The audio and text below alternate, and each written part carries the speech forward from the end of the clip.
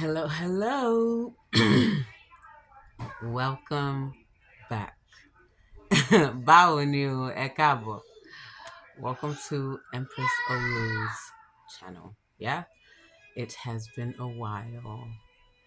2022 was the last time I posted a video. It is 2025. And there is plenty to share.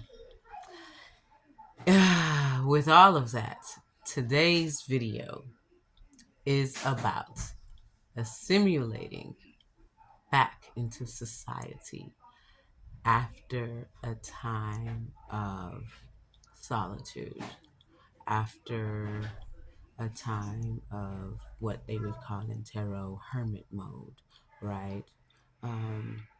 It's taking time to self. A lot transpired to cause such, and that will be in another video. Stay tuned. But today we talk about that, right? You've been by yourself for a while, chosen ones, or you had an awakening, and now you took that time to yourself, tried to figure your shit out, and now you're back trying to get out into the world, see people, know people, talk to people. Yes, talk to people. But yes, it's time for that. So let's start from one, right, class? Let's start from one. What was the reason for isolation? In my case, I was going through narcissistic storms. And I mean that legitly. I know people throw that word around, but clinically, a lot of people around me seem to have been pretty much exposed in that aspect, as I grew in my knowledge. And that caused me and forced me into a space of retreat. On top of the fact that I had two small children, and I found out I had conceived on top of that as well. It was chaotic, but I had to take that time to myself and figure my shit out. Moved to a whole nother city, moved an hour away, moved away from a lot of people that I knew, was close to one, but moved away from everybody else. And that move caused a whole new rebirth, a death and rebirth. Go potty. Go ahead. Turn on the light. You're good. And that was my cause. For some people, it could be an awakening. In my younger days, I had that to happen too, where I was shifting out of my Christian paradigm into my now goddess self. And that caused isolation as well. What, that was like 2017? Yeah. There was an isolation there, probably another one before that. But it took a minute. Lost a bunch of friends, gained a whole bunch of new ones. It was another chapter. After one of my isolations, I got married.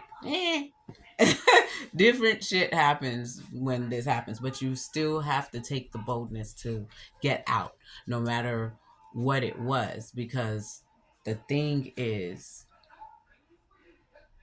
choosing healing is choosing life.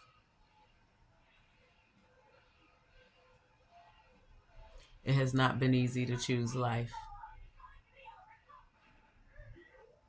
but I did it, and you can too.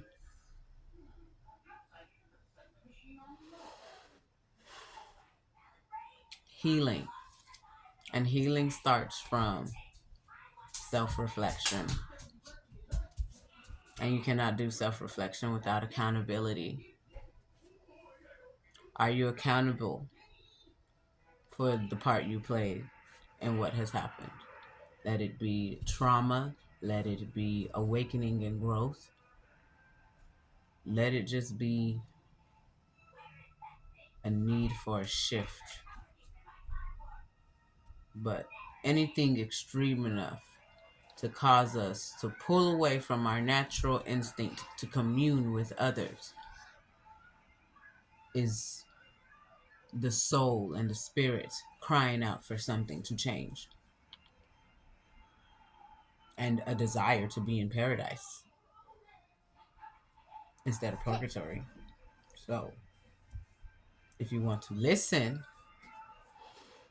you know, you make the move. You would listen. You stay to yourself.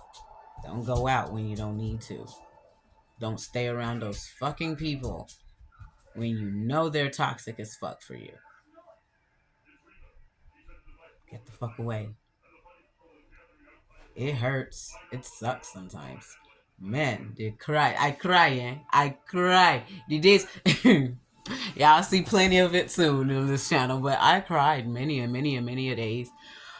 Because this shit burns and it cuts and you see people's true colors when you're not chasing them, when you're not out to eat, when the glitz and glam are not clouding the truth of the beings in front of you.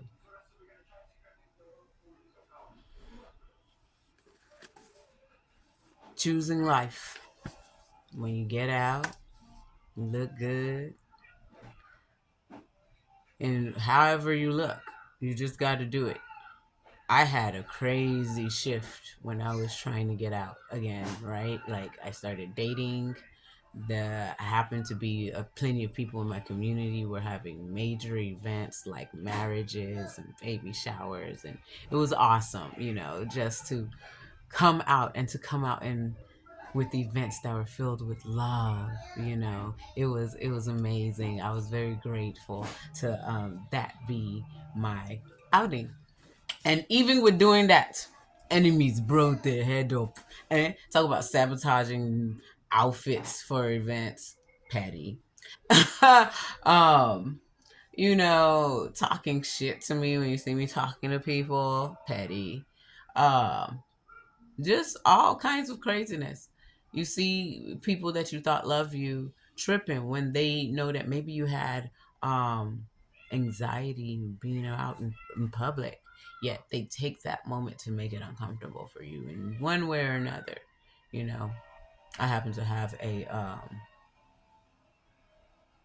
parent that likes to gaslight often, especially in public places.